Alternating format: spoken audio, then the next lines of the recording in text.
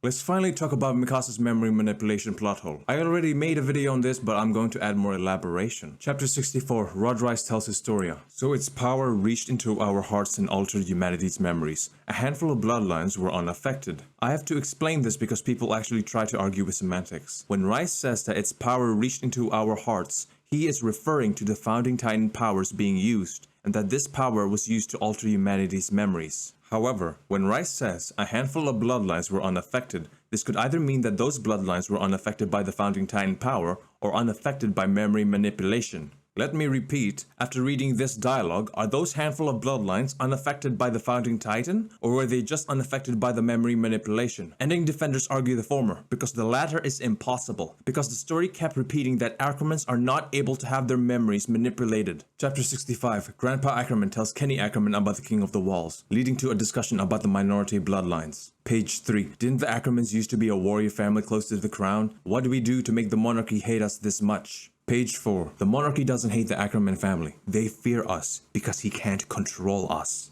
The king cannot control the Ackerman family because the powers of the founding titan do not work on the Ackerman family. Let me repeat, the powers of the founding titan do not work on the Ackerman family. Page 5. One major race living within the walls alongside a few other bloodlines. One of those lines is known as Asians. Problem was, the existence of different bloodlines disrupted the king's ideal system of rule. This ideal system of rule is literally explained in the very next page. Page 6. The king hoped to rewrite the memories of all humanity, wipe out history, and realize his dream of perfect peace and order. The power of the Titans. They used that incredible power and eliminate all traces of humanity's history outside those walls. The king used the powers of the founding titan to manipulate the memories of the people inside the walls. Through the founding titan powers, he manipulated their memories and made them forget about the people outside the walls. Page 7. However, the memories of people from these minority bloodlines, including ours, were not affected by the king. The king's power to alter and erase memories of the past only works on members of this majority race. The king must use other means to silence the minority bloodlines who are not affected by the power of the titans. Two groups objected to the king's philosophy. They turned their backs on the monarchy. Page 8. The Asian bloodline and the Ackerman family. This is explicit dialogue saying that the Asian bloodlines and the Ackerman family are part of the minority bloodlines who were not affected by the founding titan powers. Because they were unaffected, their memories were unable to be manipulated. However, in chapter 138, Eren was able to manipulate Mikasa's memories. You know, there's nothing we can do about it now. Huh? The two of us abandoned everything. We escaped out here. Ever since then, this is memory manipulation. Eren used the powers of the founding titan to manipulate the memories of Mikasa. How was it possible that Mikasa, who was born from two minority bloodlines, her father being an Ackerman and her mother being an Asian, two minority bloodlines that were specifically named out in this scene, have her memories manipulated? This scene was devoted to pointing out that memory manipulation was unable to affect the minority bloodlines. The ending defender's rebuttal to this is that the minority bloodlines are only unaffected by the memory manipulation powers, not the founding titan powers. This argument does not make sense. If I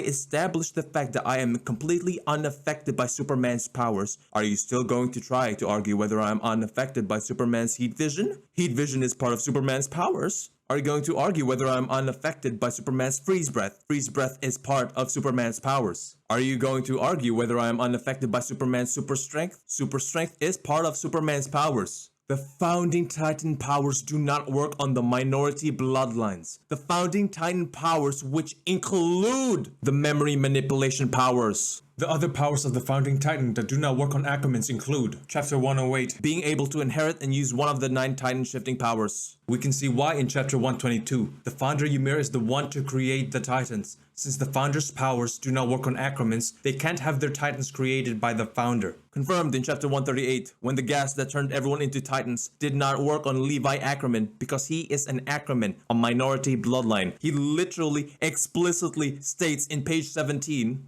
Ackermans and anyone with the power of the titans are exceptions. And yet in page 30, which is literally just 13 pages after this, we get Mikasa's memory manipulation. If you still do not believe that chapter 138 was memory manipulation, chapter 139, Mikasa asks Armin, you remember now too, don't you? When Eren came to visit us. Eren made her forget by manipulating her memories. After Eren was dead, the Alliance gained their memories back. After Eren was dead, through this dialogue, you remember now too, don't you? Mikasa refers to herself and Armin and how they finally regained the memories they both lost. You cannot argue that Mikasa was referring to the other Alliance members when she says two, because she just traveled down from the mouth of Eren's Titan. There was also no panels indicating that she met with the Alliance before she met up with Armin. Now let's get into the two main criticisms regarding her memory manipulation plot hole. Ending defenders have two arguments. Argument 1. Mikasa did not have her memories manipulated. She was just in paths. Argument 2. Mikasa did not have her memories manipulated. Eren just showed her an alternate timeline. Let's start with argument 1. This does not work. Mikasa should not have been able to get into paths to begin with. Eren used the powers of the Founding Titan to transport everyone into paths. Eren used the powers of the Founding Titan on Levi and Mikasa to drag them both into paths in chapter 123 and again in chapter 133. Both of them should have been immune to the Founding Titan powers because they were part of the minority bloodlines. Both of them should not have been able to get into paths. You might make the argument that this simply recontextualizes the power of the Founding Titan, that it is actually able to use the powers on the minority bloodline because chapter 123 and chapter 33 show that Levi and Mikasa were transported into paths. However, this recontextualization of the limits of the powers of the Founding Titan retroactively affects chapter 65. Because if any of the minority bloodlines were able to be transported into paths this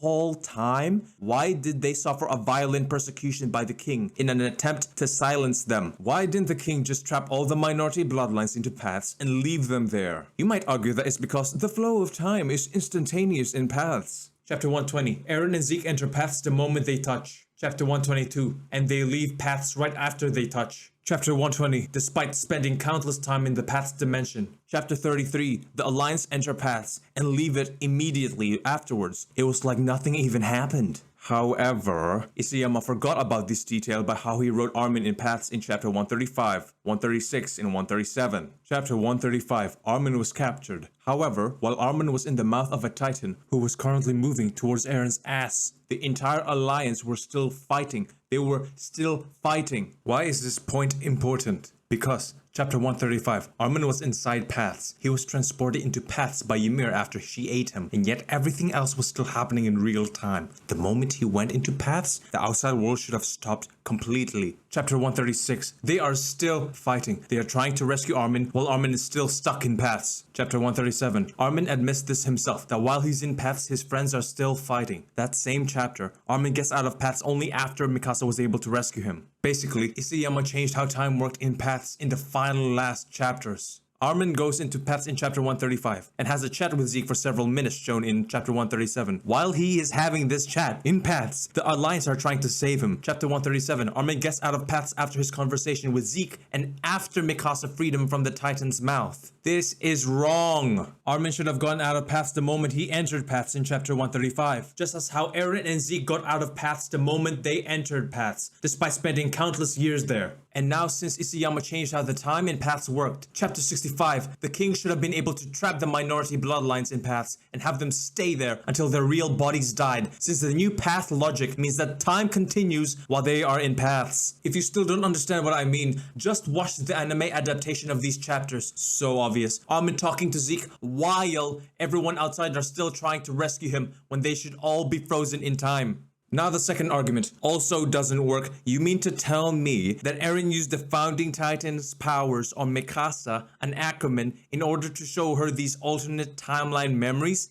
in paths which she shouldn't have been able to enter to begin with? Where was it established in the main source material that Mikasa had alternate timeline powers? Or are you going to use a side story as evidence for this power in the main story? This timeline should not have been able to exist, literally. If Eren and Mikasa were to run away together, then Eren would not have been able to get the Founding Titan powers to begin with. By chapter 139's logic, it is because Eren stayed that he was able to get to Zeke, that he was able to get to paths, that he was able to get his father to get the Founding Titan, that he was able to get the powers to destroy the world, so that Ymir could get off from watching Mikasa make out with a decapitated head of a mass murderer. If Eren and Mikasa were to run away together, Ymir would not have been able to get her weird fetish sated. These two arguments did absolutely nothing to change my mind. Eren manipulated Mikasa's memories. Eren should not have been able to use the Founding Titan powers on someone from a minority bloodline. But you might argue using chapter 139, Mikasa tells Ymir, "So it was you all this time, peeking into my head." Again, Ymir, the Founding Titan, should not have been able to use her powers on an Ackerman. Using chapter 139's logic, that's why she got those headaches. Because Ymir kept trying to use the Founding Titan powers on her and failed each time. What if I told you this is another retcon by Isayama? Because her headaches were never due to Ymir peeking into her head to begin with. Let me explain. Chapter 7. Armin tells Mikasa that Eren died. Several pages later, her head throbs and she thinks, again,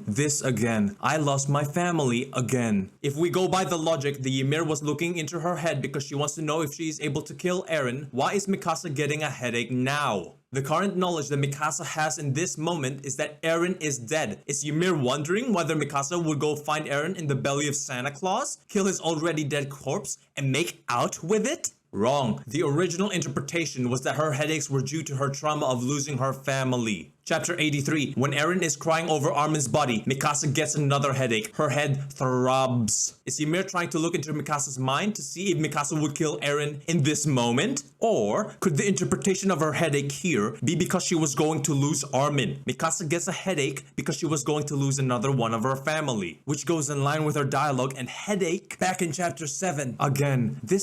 I lost my family. Again. And no, I'm not just saying that Isayama retconned a lot of his work. I'm saying that Isayama forgot a lot of the details of his own work. Chapter 74. Reiner got impaled in the neck and chest by Levi. Reiner should have died here, but instead he survives. Chapter 75. Isayama introduces the new mechanic. The reason why Reiner survived was because he transferred his consciousness throughout his human body's nervous system. Chapter 76. Reiner got blown up in his Titan. Chapter 77. Reiner's head was shown to be blown right off. However, he was still able to make his Titan scream. Panels focusing on his Titan moving despite Reiner's blown up head. Chapter 78. Bertolt revealed Reiner used his transfer consciousness power again. You were able to transfer your consciousness across your body's nervous system? If you use your nervous system with a Titan's brain, you'll even be able to retain your memories. But that's a last resort. We do not see this Titan power used anywhere after this. The only reference you get is in chapter 93, where Fako refers to Reiner. He survived getting his head blown off. Other than that, that's it. Chapter 102 establishes that the Warhammer Titan ability is to control its Titan through a link. Their shifters are encased deep underground inside a crystal that is hard to penetrate or break. Eren could have easily used these powers. He could have been all the way back in Paradis in a crystal, controlling his Founding Titan like a puppet. Chapter 107. What's the point of Mikasa's royal heritage? Besides Isayama trying to make Mikasa similar to Historia, royalty-wise, last minute. Chapter 138. How did Mikasa know that Eren was inside the mouth? She felt a disturbance in the force. Chapter 138. How did Mikasa manage to get into the mouth of Eren's colossal titan? Let me explain why this doesn't make any sense. Chapter 82 shows that the size of the grappling hook is roughly the size of Bertolt's colossal titan teeth. Chapter 132 shows that the grappling hook was the size of Floch's neck. See the size comparison? Can you see how a human head wouldn't even fit through a colossal titan tooth? Explain how Mikasa's entire body was able to fit through Eren's colossal titan teeth. Going back to Mikasa's headaches. Why does Ymir even need to look into Mikasa's head? Ymir has the Founding Titan. She transcends time. She knew the past, the present, and the future. So much so that in chapter 139, Eren says, "My head's gone all messed up. The Founder's power has made it so there's no past or future. It all exists at once." And bear with me. Chapter 139, so Ymir wanted to know the result of Mikasa's choice and will remove the Titan curse because of that sad choice? The only thing I knew for sure was the result of Mikasa's choice, the choice that would make the power of the Titans vanish from this world. Since Eren knew the result of this choice, and that choice being the entire point of him doing all of this, oh my god, this is convoluted garbage. Ymir should have known what Mikasa's choice would have been, because Ymir would have seen that Eren knew Mikasa's choice resulted in the Titan curse being removed. And since Ymir, in her mind, would have only removed the Titan curse if she saw Mikasa's choice, then the past and present Ymir would know that the future Ymir saw Mikasa make that choice. This means that Ymir should have been able to remove the Titan curse as early as chapter 90, the moment Eren touches Historia's hand and Founder Ymir sees that he sees his future memories of Mikasa's choice and the result of that choice.